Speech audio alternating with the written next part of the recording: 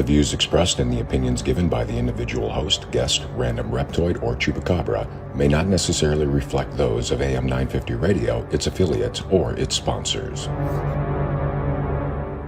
Now, it's time to step into the unknown.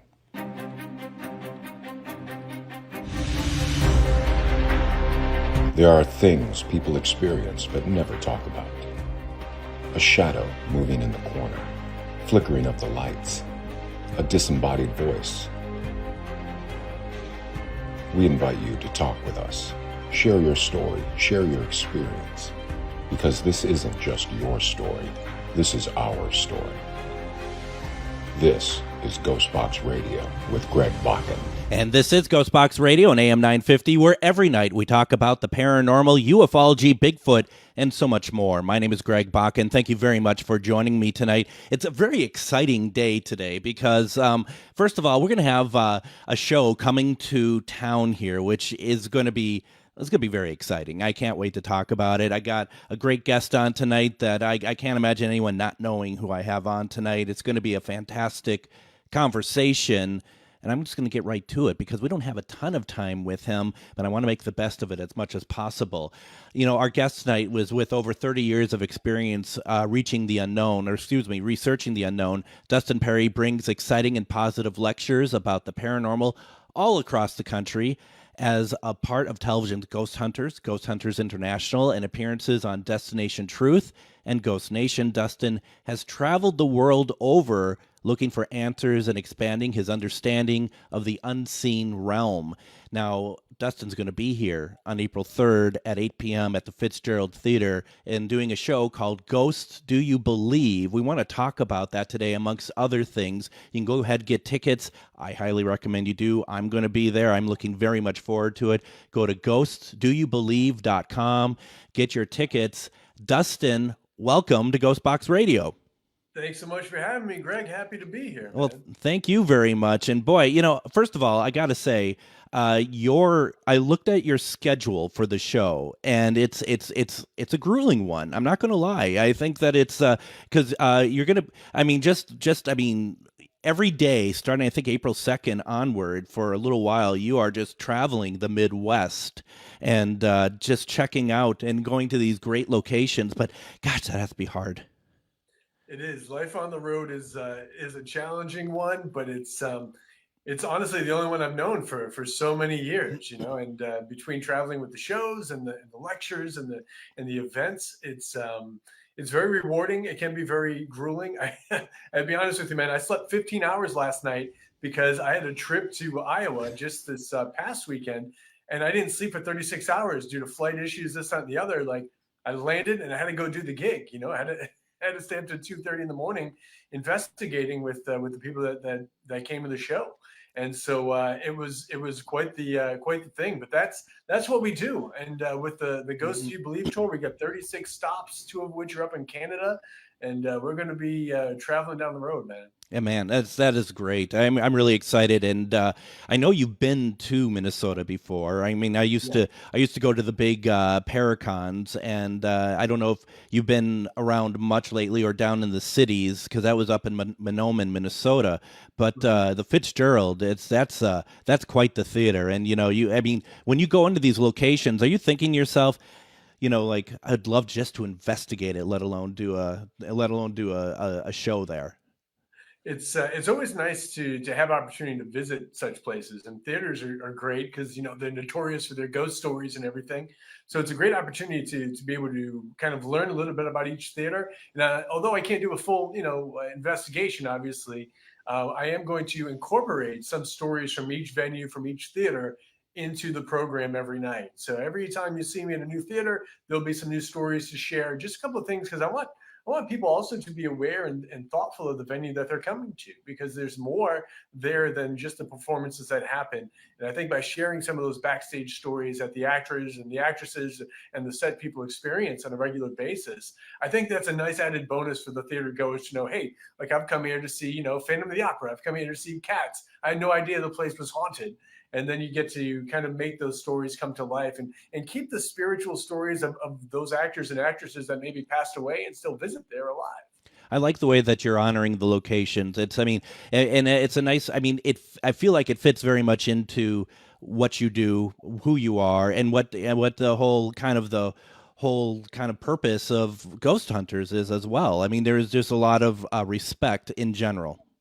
Yeah, I think that's always been the most important thing for me, and for also for the ladies and gentlemen that I've shared the Ghost Hunters screen with.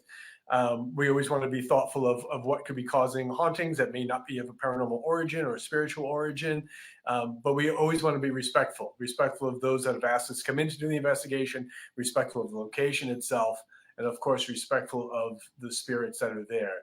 And so to be able to bring that to all these people in all these theaters, to share some stories of what happens, with these encounters, stories from on the road, behind the scenes stories of my own life. I think that people are going to take more away from the show than they're expecting. I mean, yeah, we're going to have some spooky pictures and some strange stories and things. But I think overall, there's this underlying kind of theme about what it means to be a spirit going through a human experience here, and it's about asking questions. Ghost Do You Believe isn't just the title of this tour. It's not just the title of the show.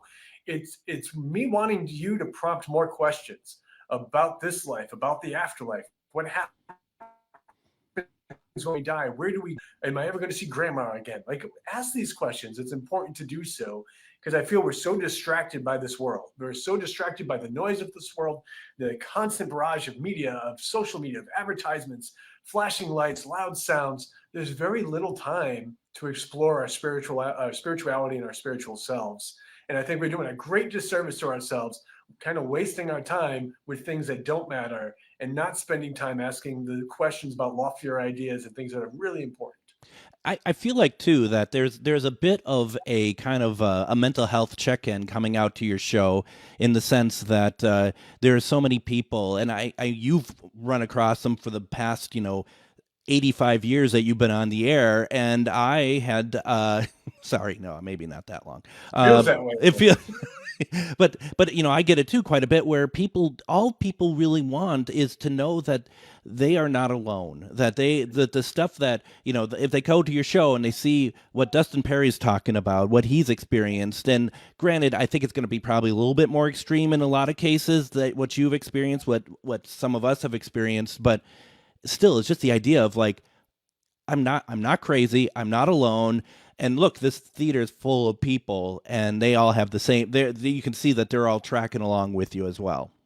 Absolutely. It's I've always felt like the most wonderful thing that came out of Ghost Hunters was that it allowed other people to talk about it. At the water cooler at work or wherever they were, it was easier to have these discussions about the things that happened to us or the things that we witnessed, or even our curiosity, without people thinking that you're crazy, that you don't know what you're talking about, or you believe in things that aren't there. And I think that is a wonderful thing, and I'm glad to have been a part of that with the show all these years, and then also to be able to bring this to a live theater experience for so many people. And again, like you said, mental health check, it does kind of make us feel better to know we're not alone in this. Yeah. And I do a lot of work with mental health and suicide prevention. That's been a passion of mine. And so definitely within these stories, within this show, there's going to be a lot of things that kind of make people feel a little bit more at home and feel like some of these things that maybe we've questioned, it's okay to have these thoughts. What came first, the paranormal investigating, or the desire, or even doing the motivational speaking? The spiritual part of it came first. The researching into ghostly activity. That's what got me going. That's what got me a little bit of traction with my name and got me out there a bit. And because of that, if you remember about 85 years ago when we had MySpace before Facebook and things, I remember I was on the international show. I was doing Ghost Hunters International, and I was kind of the married guy in the crew, so I'd go out, buy around, and head back to the hotel and stay out of trouble for the night. But I would go on to MySpace. I'd check the message boards about the show, and I'd get ghost questions and things, and some compliments and also some hatred, whatever it may be. Thanks for watching anyway, Right. But there started to be more serious questions. They started to go from just questions about dust and orbs and ghost photos to people writing to me questioning, why they don't feel correct in this world, and mentions of self-harm and thoughts of suicide. And I was like, okay, I don't have the training or the accreditation to help any of these people. So I always steer them in the right direction. Every night on social media, on Twitter, I always sign off with the phone number for the American Foundation for Suicide Prevention. But listen, I'm a human here too, and I'm willing to listen. And sometimes you just need that validation that you're not alone and that somebody gives a damn enough to listen to you. And so that's what I did. And that has grown since then. So the motivational work, the suicide prevention work all came because of the little bit of platform that I had from the ghost hunting shows. And I'm very thankful to do that. I'm still thankful to do all of that today. And although my passion for the paranormal burns deeply inside me, more important to me is helping people as they go through this world. Because again, it makes sense for us not to feel right here. Yeah. I don't believe that we're from here, like spiritually, right? So we're in this weird material world trying to figure out why things don't always feel right for us. Well, there's a real obvious reason for that. And that's, we're not from here and we don't stay here, but we should be learning while we grow here. We should be taking care of each other, laughing together, crying together. And I think that unfortunately we've become very isolated. We've lost our empathy. We've lost our sense of community, and we've become very much one person vessels, and it's very sad to see that. And I worry about that a lot with the youth, especially. That's why I do lectures at the schools and stuff, because I feel like they need to know more than anyone else that there are real people there to listen to you and to walk with you through this life. That's fantastic. I mean, and that's very commendable. And although this isn't what you were saying, I also feel like in my time in this field, and also being a part of social media and stuff, I do think there's also a fine line with that just amongst paranormal investigators as well. And maybe it's not necessarily suicide, but it's depression. Also, I think the idea of kind of being alone, being kind of the outlier, even though the paranormal has taken on so much. I mean, and certainly thanks to shows like Ghost Hunters, it's taken on such a great appeal. There's still a underlying bit of kind of loneliness amongst investigators as well. Yeah, it's I lovingly joke that we're like the Isle of Misfit Toys. Truly, we're all kind of the weird kids that sat at the back table at lunch, in high school. And I mean, hell, I went to a Catholic school and I still wore like the black shirt and the long hair and like all that stuff. And I think that there is a wonderful paranormal community out there that does a lot of great outreach to the community and animal shelters and things like that. We've established a great community of kindred souls that want to do more and that are banding together with our weirdness and our strangeness, and we are doing more, which is great. But yeah, at the same time, it's easy to still feel kind of alone. And we spend most of our time in the dark. We spend most of our time in empty buildings. It's definitely a different lifestyle, but there's a lot of love there and there's a lot of kindness there. And there's nothing I love more than going out to the events and meeting other people that have shared that path, that story, And so many times I remember being younger and just feeling like I'm a square boy in a round world. And I don't seem to fit here at all, But now my idea of that same analogy has kind of changed, because I'm like, you know what? It's not that I don't fit within the world. It's that those corners of that square are extending beyond the world. In many ways, those of us that are involved in the paranormal that ask these bigger questions, we're bigger than what this world is about, because we recognize how important the spirituality and the afterlife is. And so we're not kind of conforming to the roundness of the world and the social media and the constant, barrage of consumption and Amazon boxes and all the plastic crap of this world. We are beyond that. And it's weird to be a part of it because, although flashy cars and those kind of things may look nice, we know that's not what this is about. No, it isn't. And I also, I also went to Catholic school growing up, and people joke about, I served my time there, whatever. It's all part of the human tapestry, isn't it? So it's all part of what it is about us that makes us ourselves. And I don't know, the schools that I went to were built a long time ago. Those are the places I'd like to go investigate. There's no way they're going to let me do it. But boy, would I love to get in some of those places, man. Yeah, I hear you, man. Absolutely. There's got to be some stories in some of those buildings. I love investigating the old schoolhouses when the ones that we're allowed to go into, because you just think, you remember being a kid in school and just staring at that clock, waiting for the day to go by, and just think of all the energy of all the people that was put into that place, good and bad throughout the years, and that energy lingers, and it continues to exist in one form or another, whether it be residual activity or intelligent hauntings, whatever it may be. And it's so cool to go back and to kind of tap into that too. It really is. There was one up the road from where I live. I love the fact I live in a place called St. Michael, Minnesota. That's the town I live in, and there was an old schoolhouse up the road that was. That I wanted to get in investigated from the 1800s. The church across the street, absolutely, they knew who I was, not because of anything other than I told them. I told them what I did, and they're just like, it would be like, nope. I try a couple times. It'd be nope, nope, nope, nope. Then they tore it down, and it's just like, it's a real bummer. They wouldn't even let me in just to look. It wasn't like I was going to burst away from them and start doing my own investigations before they could tackle me. It was just like I just wanted to see inside, and it's a shame, but it is what it is. I mean, what can you do about it? Unfortunately, the sometimes the idea of what we do and the reality of what we do are very different things to people that don't understand it or aren't even open enough to ask those bigger questions, and to maybe entertain the idea of paranormal research.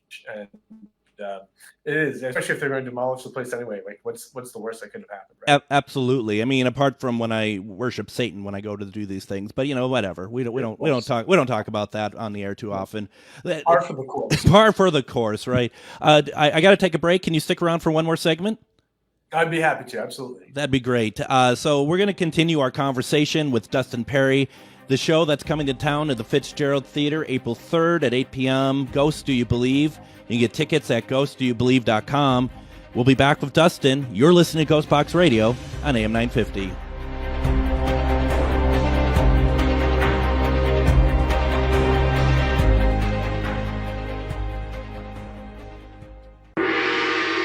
Magus Books, your multicultural spiritual supply store. Stop in and expand your horizons with books, classes, readings, and supplies at magusbooks.com or in our shop at 1848 Central Avenue Northeast in Minneapolis. From the best incense to beautiful statues, we have supplies and books for your spiritual explorations. Come in and chat with our knowledgeable staff and get what you need for your next adventure, whether you're fighting ghosts or opening your third eye. Check us out today at magusbooks.com. Greg Bakken here. I've told you about the out-of-the-world roast beef sandwiches at Maverick's Real Roast Beef, but I haven't told you about their Philly steak sandwiches, turkey bacon avocado sandwich, BLT, crispy chicken, fish sandwiches, brisket, or pulled pork. Okay, you get the idea. They make a lot of delicious food to the same standard as their famous roast beef sandwiches, and now I'm starving. I'm going to go to Maverick's Real Roast Beef off Lexington and Roseville, and you need to go too. Check out their menu at mavericksbeef.com. Reach your highest level of consciousness and well-being with metamorphosisconnections.com. Metamorphosisconnections.com is an online directory of the best holistic and metaphysical practitioners to help you make your most informed choices. You can search metamorphosisconnections.com for classes, events, wellness and life coaches, plus metaphysical products and shops. You can also search for a wide array of healers from all modalities, including EFT, sound healing, energy healing, light therapy, ancestral healing, shamanic healing, reflexology, past life regressions, hypnotherapy, yoga, and more. And if you're not sure where to start, the search feature on metamorphosisconnections.com is tailored to help both those who know what they are looking for and those who are just starting. Come explore the possibilities for your higher self by visiting metamorphosisconnections.com. Their experienced practitioners can guide both beginners and those that are already on their spiritual journey. That's metamorphosisconnection.com, your link to direct you on your spiritual transformation.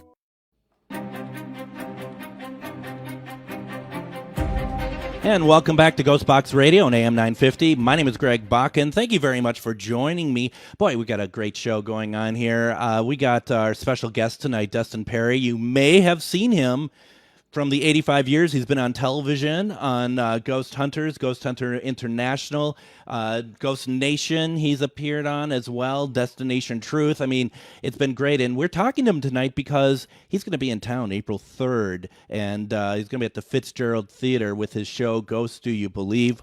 You can go ahead and get tickets there. It's going to be ghostdoyoubelieve.com. I'm excited. I got my tickets. I'm ready to roll on that. I got to tell you, though, Dustin, there is a gentleman by the name of Adam, and he does the board op a lot of the nights for this show.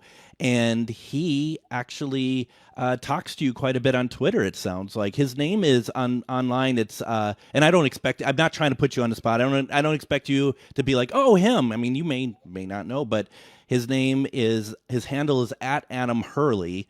And you have all talked about wrestling, which I know nothing about, Halloween decorations, and underwater paranormal investigations, apparently. Yes, all those things do sound very familiar indeed. And there's not everyone that talks about those Halloween decorations and underwater investigations, maybe, but wrestling and all those things. No, there's a few select that I talk to. So yes, Mr. Hurley, indeed. And I love all that kind of stuff. I could talk wrestling for days. I love that kind of stuff. And that is why he's not on tonight, so that I could have a conversation with you. I mean, it's kind of how that works. I got to say, though, speaking of Ghost Nation, you've been to a lot of places and investigating, and there might have been a couple that I've been to investigate as well, but there is one that I know that we share, and I don't know if you remember, there in Holton, Kansas, there is this place called Hotel Josephine, oh, yeah. But they had that lake house. Yep. And I've investigated that lake house, and I'm sure when you walked into that lake house, you're like, why can't all haunted locations look like this lake house? Amazing. It's such a beautiful. I mean, it's an old house, but it was completely redone. Yeah. So I just think I think that's a great location. Yeah. No, it's an amazing place. Yeah, for sure. I mean, we're used to being in places, with asbestos that was recently removed, maybe lead paint chipping off the ceiling, falling over the floor, no place to sit, no running water. If there is water, it's only cold and not hot. You're using a porta potty outside. The lake house there in Kansas was amazing. Hotel Josephine, also a cool place, but yeah. The lake house had great activity. Very, very cool place. And I've done events there as well as investigations for television. And just I love Kansas. Kansas is one of my favorite states to visit. So I always like going down there. But yeah, very cool place indeed. And we had some great activity there. I think it made for a great episode for people at home too. We have a mutual friend also, speaking of Kansas, Stephanie O'Reilly from the McIntyre. Yes. Yeah, McIntyre Villa. Absolutely. Yeah. That place.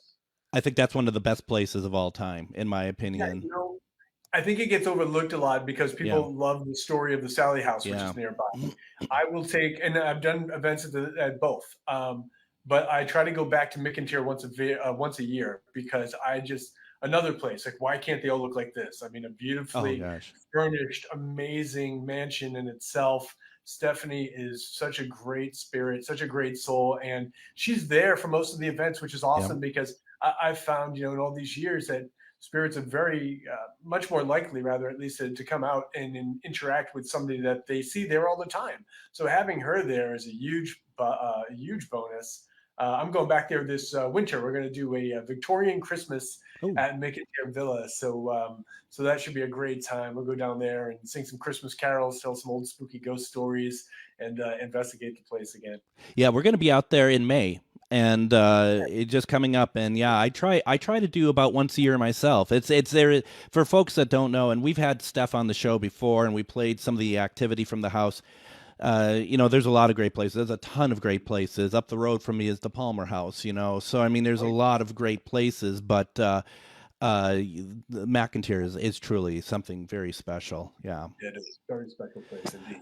So I wanna get your opinion on something here, and it might be a little bit more controversial. And that's the mistake you made for saying that you'd stuck around for another segment. That's the price. Yeah, that's the price of being on the show. I mean, the thing is, it's like if you look at the shows, you have Ghost Hunters, which is I always look at as the what it should be like, how a show should produce itself in terms of getting the information out to the public about how investigations work, how spirits work. There are other programs, not all, but some others that aren't quite that way, and they might be a little bit more the opposite. Do you think that has had a real detrimental effect on the field in general, or do you think that that's something that people don't really notice? No, I think it's definitely noticeable. And I always say, listen, there's plenty of TV channels, there's plenty of streaming services, plenty of shows out there. Watch what you like, listen to what you like. It's good that we don't all sing from the same hymnal, right? Mm-hmm. It's good that we don't all just share the same mindset and only like one thing. Some of the more sensational shows are entertaining, and maybe that's what you look for in your paranormal programming. Maybe you want things that can be entertaining that are more research based. Maybe you want something that has a more spiritual approach. You find what works for you. I notice when I go out to do my events that there are some people that want to investigate in a more antagonistic way, and I just tell them, listen, when you're working with me, you come to my event, we're going to investigate my way. And I'm going to show you my ways of doing this research and stuff. And the time that you have to yourself to go investigate however you want, then you're free to do what you want. Mm-hmm. But I always put being respectful to the location, to the people that are there with me, and to the spirits that may be joining us first and foremost. And that's what I go with. And I'm not really a believer in portals and demons in every location and all those things. And do such things possibly exist? I'm sure. But have I come across it? No. Once in a while I come across a negative spirit, someone's just kind of cranky, the cantankerous personality persisting from this life into the next. I've never come across anything that I would say to be demonic in any way. But as a Christian, I believe that there's going to be good and bad, right? You need both sides of that coin. So if I'm going to say that I believe in the angelic, then I also believe the demonic must be possible. But I think the most important thing, and I put this out there all the time, you get what you bait your hook for. If you go into a place waiting for something negative to happen, trying to provoke something negative, talking and believing in something negative, your thoughts have weight, your words have weight, your actions have weight. So if you bait your hook for it, chances are that's what you're probably going to catch. But that also has to do with our daily lives. You can wake up and be miserable and think you're going to have a horrible day. You'll probably will. Very much so. And that was in my daily life and in my paranormal research. Oh, I'm sorry. I think you cut out there. I thought. But I was going to say the same thing, Dustin. It's like I think that, and especially, if you're going to be at McIntyre singing Christmas carols, there's no way bad spirits are going to come out and do anything to you, unless you're bad singing. I don't know. Yeah, no, this life and the next life, like I was just saying, I believe that you will get what you bait your hook for. And I just try to conduct myself in such a way where I'm not attracting negativity. I'm not messing with anything negative. And I'm also not putting myself in a negative mind state, which is really the most important part. No, and that makes sense. I guess in a sense where I'm coming from there in a little bit is like, a lot of the programs, and, they don't need to be named. Everyone should be able to enjoy, like you said, whatever they want, take a look at what they want. I really hope that those who watch the more antagonistic programs look and be like, there are more out there to look at there, that this is, kind of like the, maybe the XFL in a sense, that's extreme football opposed to the NFL, that there are other, ways of doing it. There's, high school wrestling and, WWE, I mean, it's all, it's kind of all, it's all a certain way that I think to appreciate it, you have to look at the broader spectrum of it as well. And that's where I'm hoping where, there are some investigators out there who don't do that and they do it all from television. And I really, as someone who puts on events, sometimes we're the ones that have to kind of clean up the mess from what some of those programs have done. Yeah, and that's that's what I try to tell people. Like, listen, you can't fault somebody if all they know is what they've seen. That's they've never done any research on their own. They haven't read any books about the subject. They haven't worked with other people that have been around the field for a long time. All they know is what they've seen on on this show or that show, and so they go out and they mimic it, and that's how it goes. And I think that the more open-minded you are, the tenure of your time in this field doing this type of work, you become more well-rounded and you start to see which path is for you. And I think that's important to just, be skeptical, be thoughtful of what you're doing and learn as you go. I think one of the things that I think people forget in general is that that spirits are people. And this is the thing that, and I find it even with the nicest people who they don't know what to say. They don't know what to ask on investigations because they don't know how to interact with spirits when in fact all you're doing is interacting with another human being, which in my case isn't easy because I don't interact well with other people. So, I mean, there is that as well, but we'll put that to the side for the moment. Yeah. No, I hear you. I always tell people it's the ultimate blind date. You literally cannot see them, but if you're going to interrogate them, you're probably not going to get very far.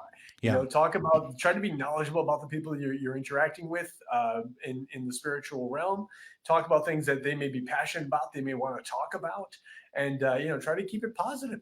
Honestly, one of the things I do a lot, and I have to do it off camera because of copyright, is I play music. Yeah. I play music from that time period. And like that, I mean, I listen to a song now, it brings me back to when I was a kid, So I bring music that ties into the time period of these locations so that the spirit's like, oh, hey, I remember that song. Like, this is a comforting place. This is a good place. Not, tell me your name. Are you in pain? Are you trapped? Do you know you're dead? All these other BS questions that we recycle because it's been rehearsed for so long. Yeah. We think this is what we ask. I'm always like, hey, how are you doing? Like, and can you tell me how many fingers I'm holding up? And people are like, those are stupid questions. Like, but what more do you want from them? You're not going to get a long paragraph of an answer. Yep. If you can get, the number 3 when I hold up 3 fingers, that's great. I'm verifying something I can't see, can see me, and can tell me what I'm doing. Like, that's awesome. Do you have, and I totally agree with that. And it's exactly, I like to think that's the way that myself and the people I investigate with, we kind of have the same sort of thing. And like energy always attracts, right? So you're going to find your people and investigate with them. Let's, as we're going to wrap up here, we're about 3 minutes or so left. Is there something that, is there a favorite, investigation or favorite spiritual interaction that you could share? I'm sure that you've told us a billion times, but I'd love to know something that really stands out for you as far as spirit communication. There is a couple. And when it comes just to spirit communication, I don't share this one too much because it's a very personal thing and it's not for everybody, and that's okay. But I was doing an event for a college in New England, and it was, I come on stage, I do the hour presentation for the college kids, and then a select number of them come to do a little investigation afterwards. And so the drama department had brought me in there, and they wanted to do their own investigation. So we go to the cottage, and nothing is happening. It's been about a half hour. Nothing has occurred. No meters have gone off. No voices were heard. No EVPs were recorded. And so I'm using one of the ghost boxes, and it's very mundane, very quiet. And everybody gets a chance to ask a question. It was all garbage. Nothing was coming back that made sense. And I don't treat it like an audible, like Rorschach test. I don't go down rabbit holes. Like if you ask a question and you get an answer, but it's not pertinent to your question, then it doesn't count. We just keep moving. And this one kid was really snarky and kind of being like, kind of a little difficult to be around. And if you don't want to believe, you don't have to. That's fine. Yeah. But you don't be snarky about it and be rude to people, and he was kind of doing that.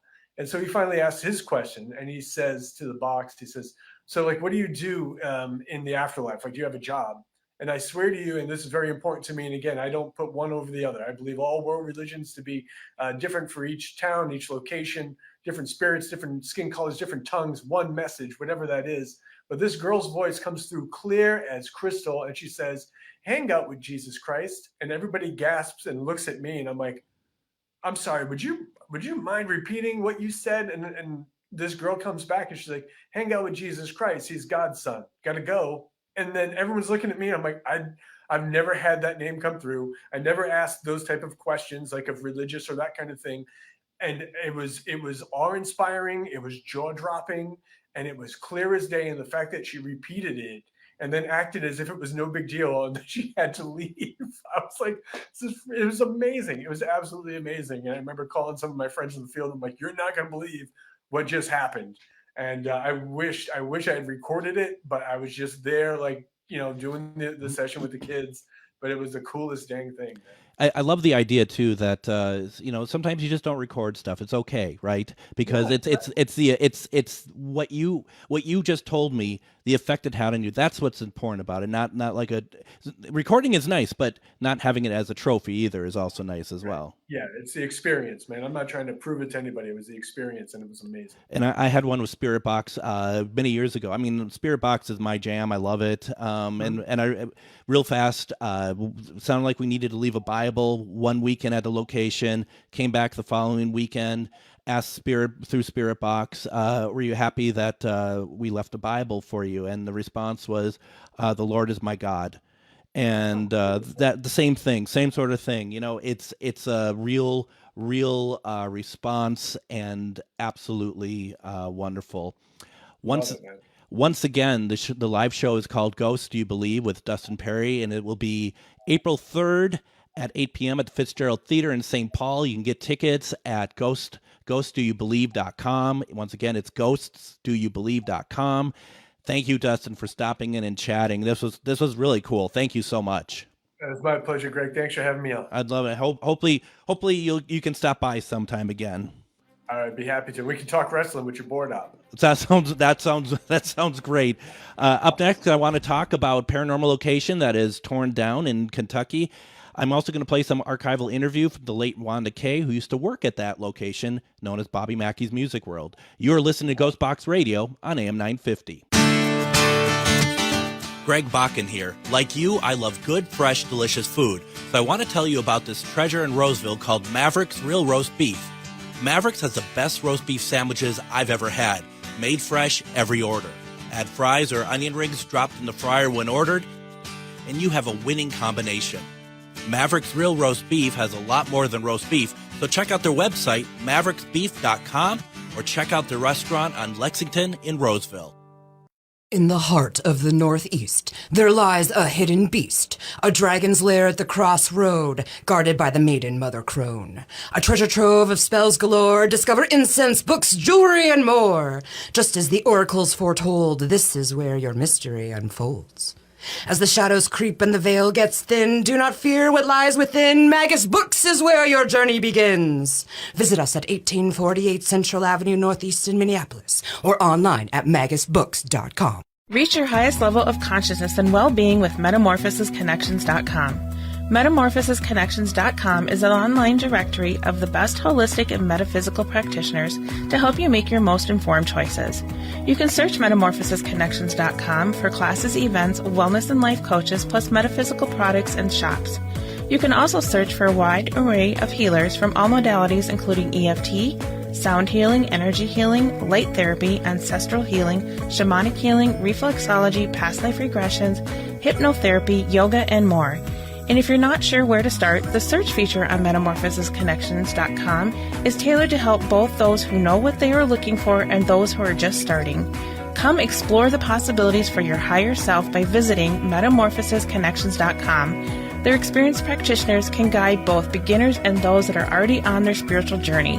That's metamorphosisconnection.com, your link to direct you on your spiritual transformation. And join me tomorrow on Ghostbox Radio with Greg Bakken. We're going to have on author and medium Rob Guttrow, his newest book, Ghosts of Ireland on a Medium's Vacation. That's a great book. I've read through a bunch of it, and it's one of the things about the book that it's a fantastic look at not only the paranormal side. He's a medium. He's going to all these incredible places, but he's also done the research after the fact. He's done the research to kind of fill in those gaps and stuff, and kind of fills in his own gaps, I'm sure, as well. And it's a fantastic conversation. Please join in tomorrow for that. I'd also like to thank Dustin Perry from Ghost Hunters, who stopped by today. We're talking about his live show that's going to be at the Fitzgerald Theater April 3rd. Ghosts Do You Believe? Tickets are still available for it. Now, for those who were listening last week, knows that we gave away 3 pairs of tickets last week. We don't have any more to give away, but we're really excited that we were able to take part in this and partner up with Dustin and the Fitzgerald Theater. If you want tickets, please make sure, go to the website, ghostdoyoubelieve.com. You can get your tickets there. If you follow Dustin Perry, you'll be able to see how to get tickets from him as well. It's fantastic. And we only had him for a couple segments, so we're going to finish out the show tonight. I want to talk about Bobby Mackey's Music World. And for those of you who know, that is a place that is located over in Florence, Kentucky, and it is a very well-known. And I said Florence, I actually meant Wilder. Forgive me there, Wilder, Kentucky. And it's, if you watched it on like Ghost Adventures, may have seen it on like stuff like My Ghost Story. It is very much portrayed as a very dark place, and it is. And I think all places need to be respected, obviously. But this is really kind of sad because this building, Bobby Mackey's Music World, is slated for demolition. And there's a lot of history to it. There's a lot. Some of it, though, has been debunked by a friend of mine, an author, Shannon Bradley Byers. She has a book about debunking places like this with the stories that weren't quite true. Now, I want to talk a little bit about my experiences there. First of all, Bobby Mackey's, it had a lot of people who are saying that there's like portals to hell there and stuff like that. I don't really believe that to be true. When we went in and did our investigation there back in 2015, we had a lot of people who were saying, like pretty much kind of writing us off because we're going to die there or something. And that's not the case at all. But we had an incredible time there. And I want to talk about that. But before I do so, I'm going back into the archive here a little bit. Back in 2015, I interviewed Wanda Kay. And Wanda Kay started there as a DJ over at Bobby Mackey's Music World. Then she ended up doing a lot more over there.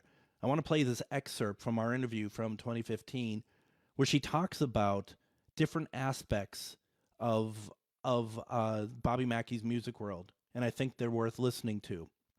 Here's Wanda Kay. That's the one thing that I loved watching. I mean, I have to admit, it's kind of what originally got me more into paranormal too, is seeing places like Bobby Mackey's. And I mean, eventually I realized that it doesn't always have to be dark, and that sort of thing. But Bobby Mackey's really got me interested. And I just remember you saying, I think it was on My Ghost Story, that that this place would bring men to their knees because it's the real deal, isn't it? It is. That one, my husband used to say that he felt like I had been possessed or swallowed by it. Mm-hmm. That he worked with me there for the first 2 years, and then he quit. So I was hired as the DJ for Friday and Saturday night, and my husband would go with me. And we would feel things, we would see things, we would see how the dance floor would get crazy the more the people drank.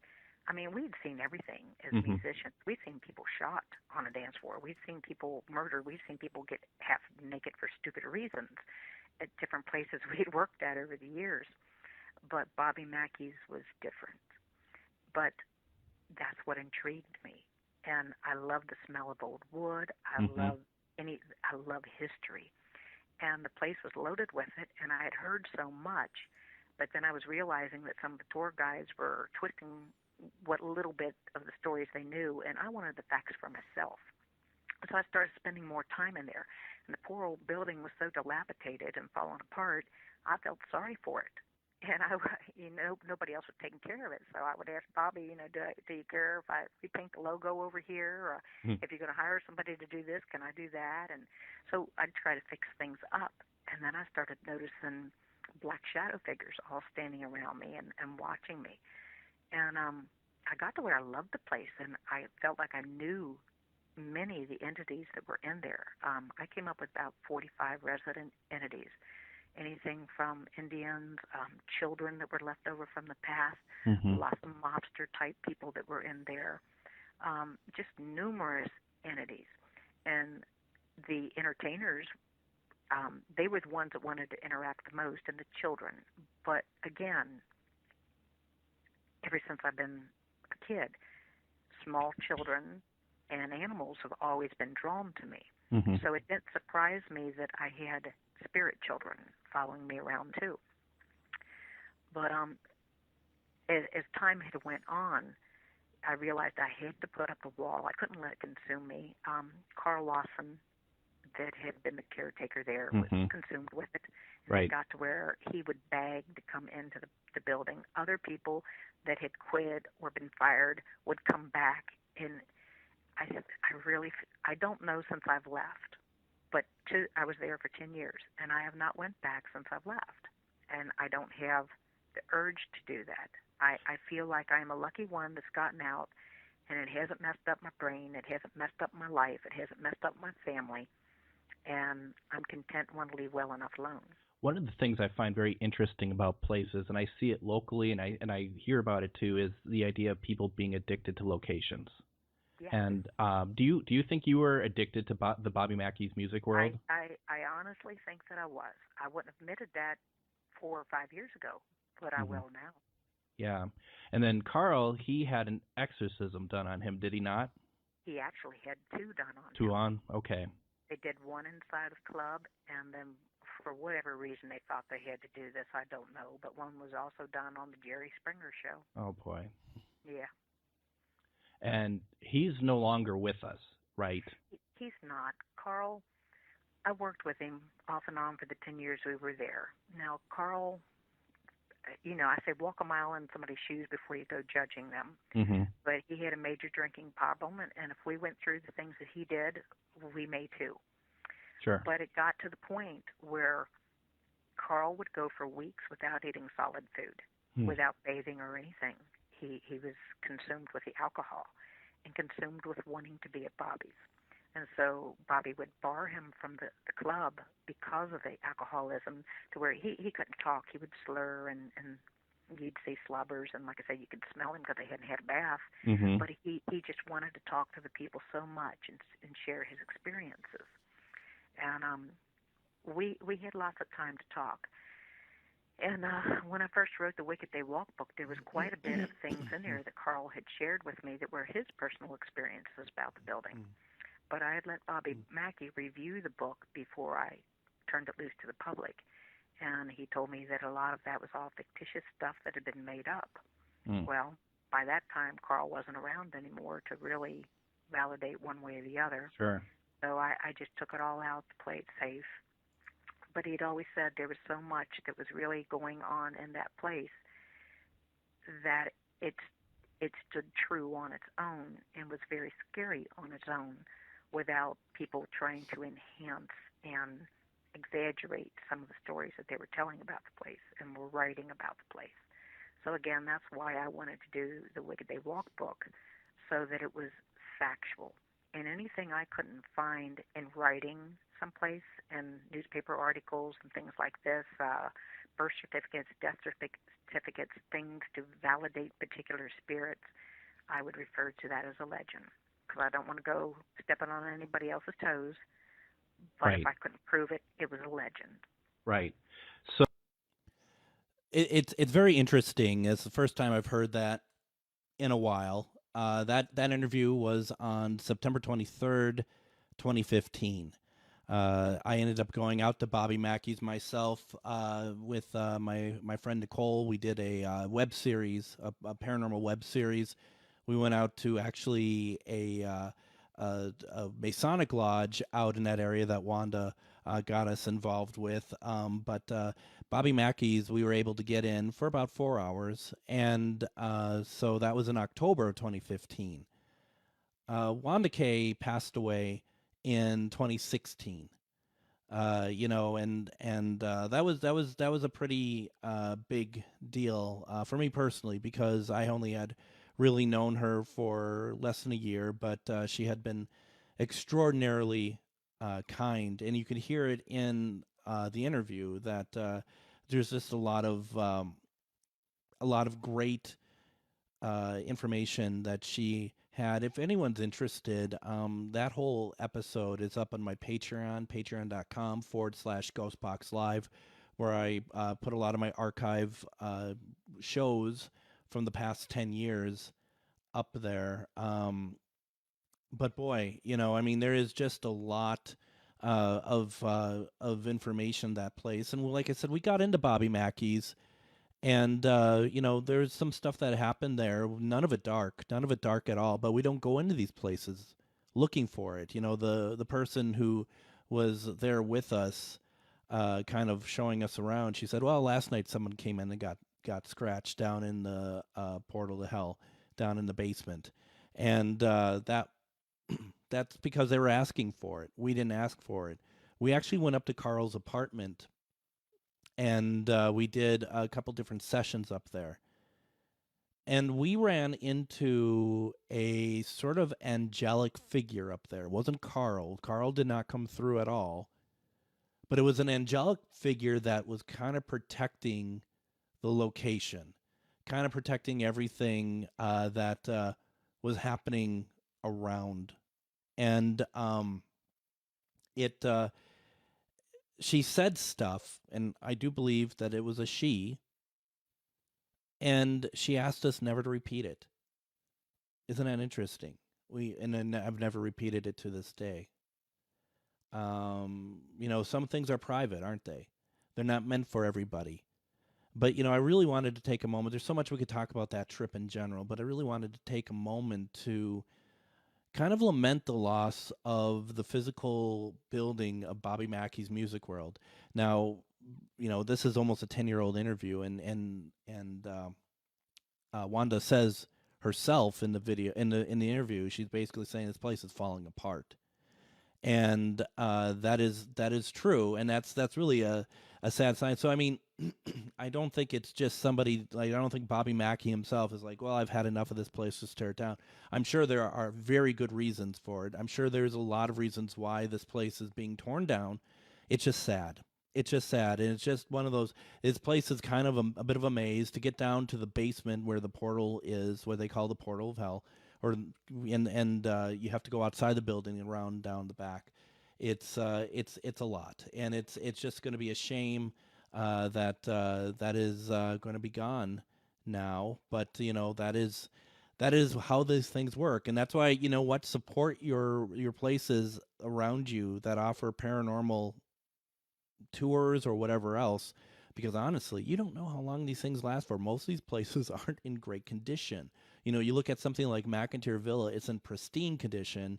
Other places like Bobby Mackey's, you're just afraid for a strong wind. So I mean, it is one of those things that's kind of sad, but it is the way that it is. And I wanted to take a moment to just kind of lament on that, and maybe someday we'll talk a little bit more about Bobby Mackey's or other things as well, because it's sad to see these places go, and I'm not going to lie about that. We're wrapping up the episode. Once again, folks, I want to thank Dustin Perry for taking part in tonight's episode. If you want to go to his live show, go to ghostdoyoubelieve.com. It's at the Fitzgerald Theater. That's going to be April 3rd at 8 p.m. We got our tickets. We're all ready to go. I think you don't want to miss this. Tomorrow, don't forget, we have Rob Gutrow on talking about his trip to Ireland. Everyone, have a great night, and we'll see you tomorrow.